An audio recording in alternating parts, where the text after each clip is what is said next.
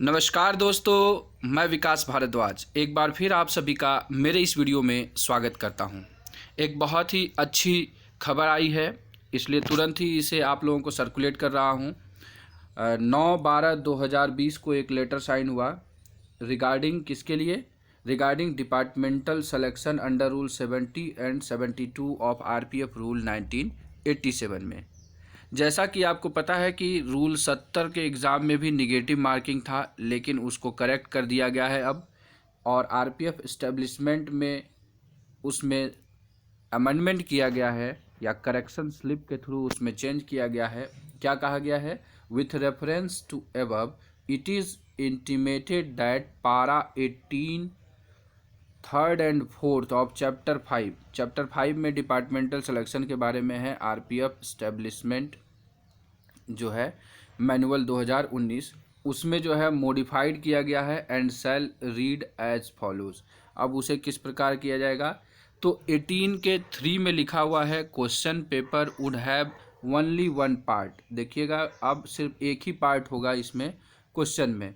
पहले क्या था? 2 पार्ट होता था, part A and part B. तो पार्ट ए में हम लोग ऑफिशियल लैंग्वेज एंड पॉलिसी के बारे में देखते थे 10 सवाल, और पार्ट बी में हम लोग रेस्ट ऑफ द पार्ट देखते थे। लेकिन अब क्या कह रहा है कि ओनली वन पार्ट होगा जिसमें 100 क्वेश्चन होंगे, इंक्लूडिंग रहेगा 10 question of official language policy का।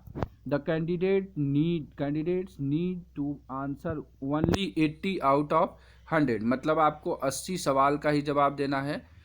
किसमें? 100 में से 80 सवाल का ही जवाब देना है। अगर आप 80 से ज़्यादा जवाब देते हैं तो क्या होगा? वो कंडीशन बताया है कि अगर कोई कैंडिडेट मोर देन 80 क्वेश्चंस करता है तो शुरू से सीरियली जो 80 जवाब होंगे, फर्स्ट 80 क्वेश्चन जो आंसर किया गया है उसी को इवैल्यूएट किया जाएगा और उसी के अनुसार जो है मार्किंग दी जाएगी।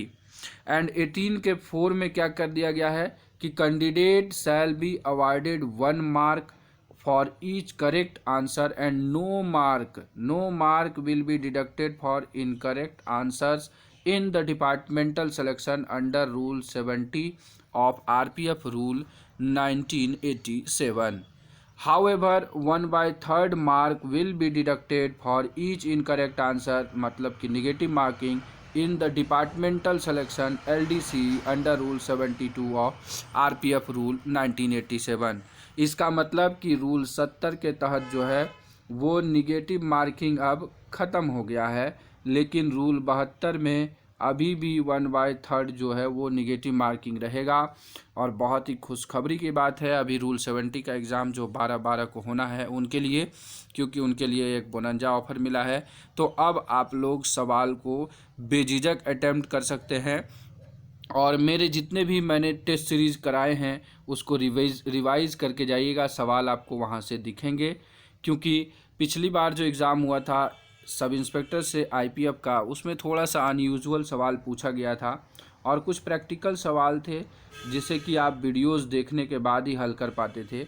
तो इस तरीके से वो पूछा गया था। लेकिन मेरा आशा है कि 12 तारीख के एग्ज़ाम में आप लोगों को बहुत सारे डायरेक्ट सवाल दिखेंगे आईपीसी, सीआरपीसी और उन सब चीज़ों से। तो इसके बाद एक वीडियो मैं लेकर के आऊँगा जिसमें 12 तारीख को संभावित कहाँ से कितने सवाल आ सकते हैं, कुछ इंपॉर्टेंट सेक्शंस के बारे में एक ब्रीफ वीडियो बनाऊँगा, जिससे कि आप एग्ज़ाम के पहले भी उसे रिवीजन करके जाएँ तो वहाँ से भी आपको कम से कम 2-4 सवाल दिख जाए।